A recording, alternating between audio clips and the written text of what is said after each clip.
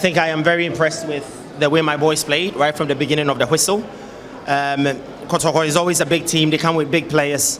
So the whole week, all I've been trying to do is psych my boys up, let them understand that they're going to go play with players just like them and not the name Kotoko.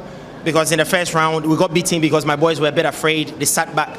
They were afraid to leave the spaces for Kotoko to attack. So we just did more psychological work than we did technical and tactical.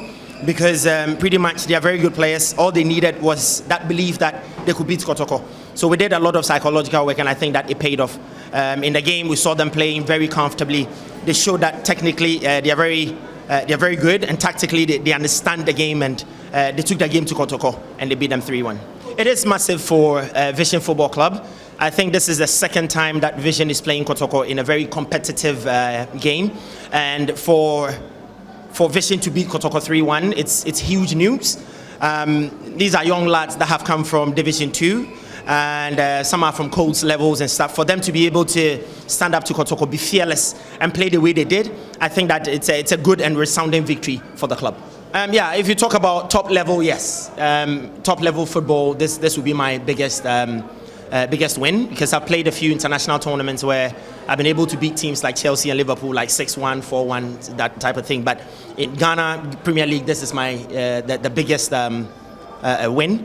For me, it's a fantastic win.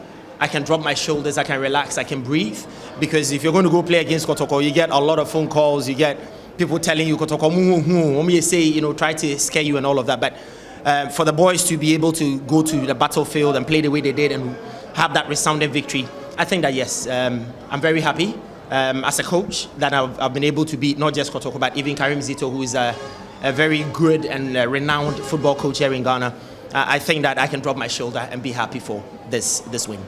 Personally, I'm very demanding of myself.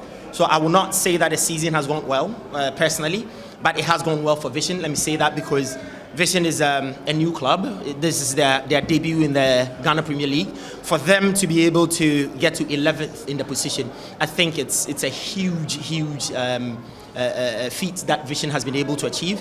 I think that we can build on it.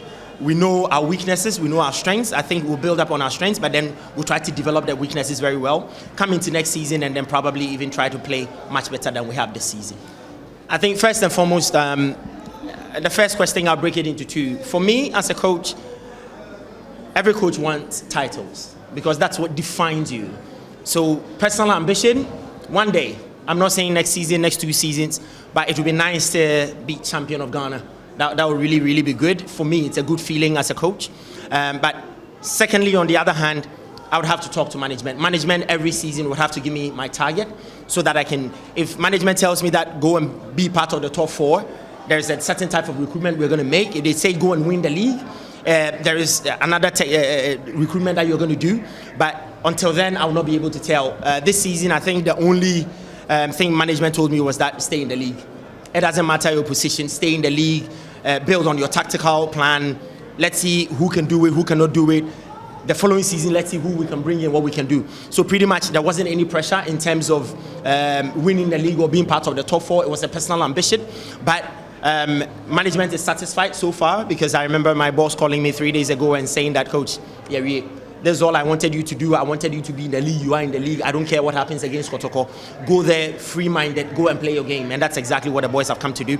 So I'll go to them for the second target. Now, in the game, I think that the whole week, all we've been trying to do is work on overloads, especially in the middle of the field. We know that Kotoko has very good midfield. When they put the ball down, they are able to play, break your lines and all that. So every time we start play, the idea was to play a box system in the middle. But we do it with movement. So we set up in a 4-3-3, but then depending on where the ball goes. So for example, if the ball goes to the left back, then the right winger would have to drop into the middle of the field so that we can have the box and then dictate against their 3 that were in the middle. So we had 4 people. So it was very easy breaking their lines, especially in the first 20 minutes. We broke the lines, we got into their final third a lot of times. You realize that in the first half, I think they had 2 shots The first one, goalkeeper saved. Second one was the deflection that went into goal. But if you look at the overall play, my boys dictated play. They knew when to go, when to relax, when to invite Kotoko into the middle of the field and go wide, and we did it perfectly. So you realize that Sanja, who was on the right side, was getting space more on the right side because the winger will pull the fullback in, open that area, and every time Sowa gets the ball, it means that it was a cue for Sanja to get forward. We did that. Unfortunately, we couldn't get a goal. Went back into the dressing room. We showed them Kotoko their strength, especially when they are building up. When they are building up, they go to the left. You get their number 8 dropping down for the ball, and usually our midfielder was not following him. So he had a free. He was winning. He was turning. He was playing. All we wanted to do was let Kotoko play in their own half, force them to go back. So you realize that in the second half, the energy they brought into the game was different. I also told them about the age difference in terms of us and them. Kotoko they are aging, so they can't run, really. When they run a bit, 50 minutes, 60 minutes, they get tired. They try to cool the game and play. We were not supposed to cool down the game. We were supposed to press them, force them to take the ball back, and once we win the ball, we take the ball to the wide, bring it in. And Kotoko, when you cross the ball up, they are able, because they have tall goalkeepers, tall centre-backs, put the ball on the ground, you realize that we got the goals from there. So I think that my boys did really well. That was the only tactical plan that we brought into this game. I will tell you for sure, the best players here at Vision are not going anywhere. Sanja is not going anywhere. Ajete is not going anywhere. Edmond is not going anywhere. I can tell you for sure, the best players are not going anywhere. They are staying. They believe in the project. They want to stay for the project. They want to improve. They want to be good assets for the national team, so they're going to stay. Now, in terms of Ghana Premier League, I did say that we can improve on our tactical play. I said this before, we can improve on our tactical play. If I ask any of you journalists to tell me the game plan for most of these Ghana Premier League, you'll be able to tell me. But if I ask you to tell me how Chelsea plays, they have a culture. Real Madrid has a culture. Barca has a culture. Most of these teams, they have culture. So we sit here, we enjoy the way they play. That's exactly what I want to see in the Ghana Premier League.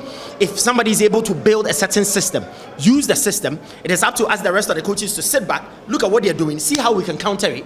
I think that it brings that competition.